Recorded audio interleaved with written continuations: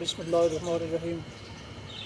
محترم سامعین ناظرین، السلام علیکم ورحمۃ اللہ وبرکاتہ۔ امید ہے آپ اللہ تعالیٰ کے فضل و کرم سے خیریت سے ہوں گے۔ اللہ تعالیٰ آپ کو، آپ کے اہل خانہ کو ہمیشہ اپنی حفظ و امان میں محفوظ رکھے۔ قرض غلاف سلسلے کا ولاگ شروع کرتے ہیں، جسے جناب محمد سلیم بٹ صاحب کی تصنیف رقص دیوانگی سے لیا گیا۔ شروع کرتے ہیں قرض غلاف۔ عنوان ہے انشورنس بینکوں، ہوائی کمپنیوں اور شپنگ کمپنیوں کے دفاتر اسلام آباد لائیں۔ دارالحکومت کی کراچی سے اسلام آباد منتقلی کے بعد گاہے بگاہے مطالبہ اٹھتا رہتا ہے کہ انشورنس بینکوں، ہوائی اور شپنگ کمپنیوں کے صدر دفاتر بھی اسلام آباد منتقل کیے جائیں۔ اس مطالبے کی سپورٹ میں یہ توجیہ پیش کی جاتی ہے کہ دارالحکومت میں سمندر نہ ہوتے ہوئے بھی اگر نیول ہیڈ کوارٹر قائم ہو سکتا ہے تو باقی اہم صدر دفاتر کو بھی اسلام آباد لایا جائے، تاکہ مرکز اور ان اداروں میں زیادہ کوآرڈینیشن ہو سکے اور وہ بہتر طریقے سے کام کر سکیں اور اس سے بہتر نتائج بھی نکلیں گے۔ انہی آوازوں میں ایک آواز یہ بھی آتی ہے کہ چونکہ بیشتر بینک قومی ملکیت میں ہیں، لہٰذا وہ مرکزی وزارت خزانہ کے تحت کام کرتے ہیں اور ہدایات بھی وہیں سے آتی ہیں۔ لہٰذا بینکوں کے مرکزی دفاتر اگر اسلام آباد ہوں گے تو مرکز کو آسانی ہوگی انہیں کنٹرول کرنے میں۔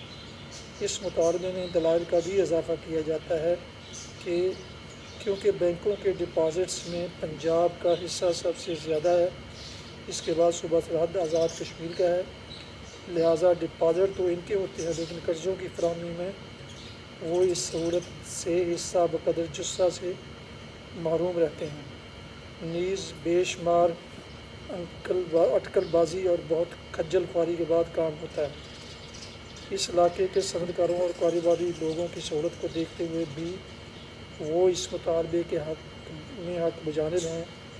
مزید برآں ملازمین کی بھرتی میں بھی ان علاقوں کے پڑھے لکھے جوانوں کو ان کے جائز حق سے محروم رکھا جاتا ہے۔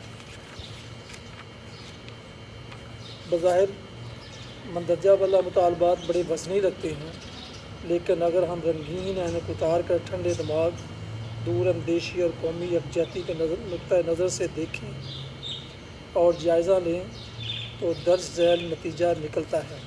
نمبر 1، کوئی بھی بینک کسی بھی جائز کاروبار کے لیے قرضہ دینے سے انکار نہیں کر سکتا اگر اس کے پاس قرضہ جات کی مد میں وافر رقم موجود ہے۔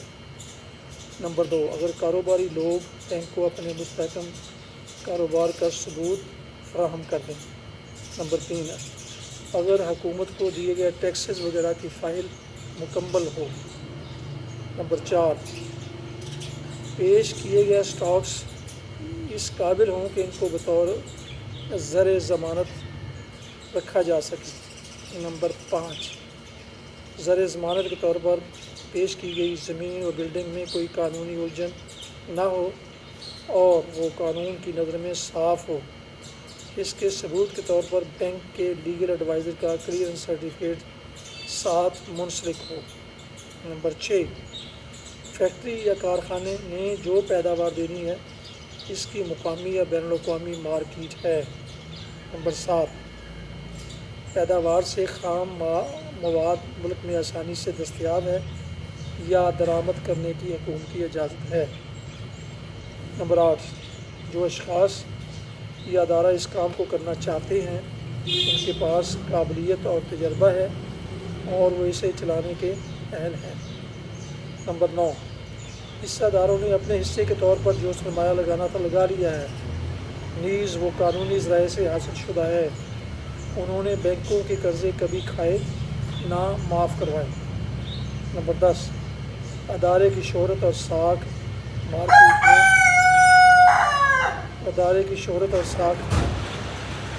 مارکیٹ میں اچھی ہے۔ اگر درج بالا شرائط کوئی بھی ادارہ پوری کرتا ہے تو کسی بھی بینک کی جرات نہیں، چاہے کراچی، کوئٹہ، پشاور یا لاہور میں ہو، کہ انکار کر سکے۔ پھر یہ قرضے کسی کو مفت تو ملتے نہیں، سود ہے۔ اب تو یہ روایت چل نکلی ہے کہ معافی یا رعایت کی گنجائش نہیں تو فکر کاہے کا۔ اس کے باوجود بھی اگر کہیں آپ روڑے اٹکانے والا رویہ یا دال میں کچھ کالا محسوس کریں تو ایسا شخص ایک درخواست کی مار نہیں۔ اب رہی انشورنس کے صدر دفاتر کی بات، انشورنس کا زیادہ تر کاروبار جنرل بزنس پر ہوتا ہے، اور ہمارے ملک میں لائف انشورنس کا کاروبار بھی ابھی اتنا نہیں چمکا۔ تمام امپورٹ ایکسپورٹ صرف سمندر سے ہونی ہوتی ہے، اور انشورنس بھی وہیں سے شروع ہوتی ہے۔ یہی حال شپنگ کے کاروبار کا ہے۔ تو ان اداروں کے ہیڈ آفس کراچی سے نکالنے کا مقصد سوائے اس کے کہ کالج لاہور میں اور ہاسٹل امرتسر میں رکھا جائے اور کچھ نہیں۔ باقی رہی یہ بات کہ ایک ملک میں کوئی قصبہ یا صوبہ کسی خاص شعبہ میں اگر مہارت حاصل کرے تو بجائے اس کے کہ ہم اس کی دل شکنی کریں، اسے شاباش دے کر اس کی دلجوئی کرنی چاہیے تاکہ وہ اپنی محنت شاقہ سے اس جاب میں 4 چاند لگائیں۔ اب آتی ہے بات بھرتیوں میں دوسرے علاقوں کے حصہ کی۔ تو ممکن ہے اس مد میں کسی نے کبھی روح رعایت سے کام لیا ہو، لیکن ایک بات یاد رکھیں کہ ہر جگہ کام اور ضرورت کے مطابق ہی بھرتی ہوتی ہے۔ پھر افسران کی بھرتی تو اب باقاعدہ انٹرویوز سے ہوتی ہے، اور ہماری اطلاع کے مطابق ہر علاقے کے کوٹے کو مد نظر رکھ کر ہی کی جاتی ہے۔ ایسے ہی کراچی شہر اپنی مرکزیت اور دستیاب سہولتوں کے حوالے سے اہم حیثیت اختیار کر چکا ہے۔ یہ شہر ہوائی اڈہ اور بین الاقوامی معیار کی سہولت سے مزین ہے۔ تربیت یافتہ اسٹاف، ہوٹلز، ٹرانسپورٹ، سڑکیں اور مختلف بین الاقوامی ایئر لائنز کے روٹ میں کراچی کا آنا اس شہر کو باقی شہروں کے مقابلے میں بہتر، زیادہ اور اہل ثابت کرتا ہے۔ یہ تو تھے ایک طرف کے خدشے، ان پر اٹھنے والے سوالات اور ان کے جوابات۔ اب دیکھتے ہیں کہ دنیا کے باقی ممالک کا کاروبار مملکت کیسے چلتا ہے اور وہاں کیا ہو رہا ہے۔ کیا دنیا کے باقی ملکوں میں بھی صرف دارالحکومت کی تمام معاشی اور انتظامی سرگرمیوں کا مرکز ہیں یا کچھ اور بھی ہے؟ وہاں تو ہر شہر اپنی اہلیت اور استحقاق کے حساب سے کام کر رہا ہے۔ باقی شہر اپنے اس بھائی شہر کی استعداد کو سراہتے ہیں اور اس پر فخر کرتے ہیں، اپنے کام میں مزید بہتری لانے کے لیے اس کی مدد کرتے ہیں، اور یوں ہر شہر ایک دوسرے کی اہمیت کا احترام کرتے ہوئے اس کا ہاتھ بٹاتا ہے اور سب مل کر قلعہ کی اینٹوں کی طرح ایک مضبوط دیوار بناتے ہیں۔ جیسے اگست سن 2000 میں وزیر اعظم جاپان انڈیا کے دورے کے دوران سیدھے بنگلور پہنچے، کیونکہ وہاں کی انڈسٹری کمپیوٹر میں بہت ترقی کر چکی ہے، اور حیدرآباد والے بھی ان سے کم نہیں، لیکن وہ بھی بنگلور کی تکنیکی مہارت کے معترف ہیں۔ امریکہ معاشی طور پر دنیا کی ایک بہت بڑی طاقت ہے اور اس کا دارالخلافہ واشنگٹن ہے، لیکن امریکہ کا ہی نہیں بلکہ دنیا بھر کا مالیاتی دارالخلافہ نیو یارک ہے۔ جرمنی نہ صرف یورپ بلکہ دنیا کے اہم ترقی یافتہ ممالک میں شمار ہوتا ہے۔ ملک کا دارالحکومت پہلے بون تھا، اب برلن ہے، لیکن مالیاتی دارالخلافہ فرینکفرٹ ہے۔ انڈیا کا دارالخلافہ دہلی اور مالی مرکز ممبئی ہے۔ قزاقستان کا دارالحکومت الماتا سے آستانہ لے جایا گیا، لیکن مالی سرگرمیوں کا مرکز الماتا ہی ہے۔ اس طرح دنیا میں بے شمار ایسی مثالیں ہیں جن میں سیاست اور کاروبار جدا جدا ہیں۔ اسی طرح کراچی کے شہر کے باشندوں نے پاکستان کے باقی شہروں کے مقابلے میں اپنے آپ کو زیادہ اہل ثابت کیا ہے۔ وہ تعلیمی طور اور تکنیکی